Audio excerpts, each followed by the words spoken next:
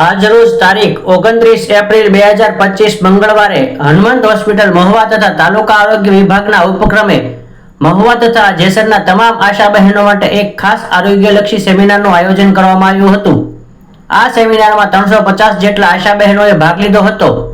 આ સેમિનારમાં ભાવનગરથી ખાસ મુખ્ય જિલ્લા આરોગ્ય અધિકારી શ્રી ડોક્ટર ચંદ્રમણી કુમાર સાહેબ, RCHO ડોક્ટર કોકિલાબેન સોલંકી, તાલુકા આરોગ્ય અધિકારી ડોક્ટર સંજીવ ઠાકોર સાહેબ, નૈનાબેન સુમરા, હનુમંત હોસ્પિટલના ટ્રસ્ટી શ્રી ડોક્ટર કેડી પારેખ સાહેબ, ટ્રસ્ટી શ્રી બાબુભાઈ જેઠવા, હનુમંત હોસ્પિટલના CEO ડોક્ટર ચિંતન શનેશ્વરા સાહેબ, ગાયનેકોલોજીસ્ટ ડોક્ટર રીતિકા ગણાત્રા તથા હનુમંત હોસ્પિટલ મહુવા તથા આશા વર્કર સુપરવાઇઝર ખાસ ઉપસ્થિત રહ્યા હતા।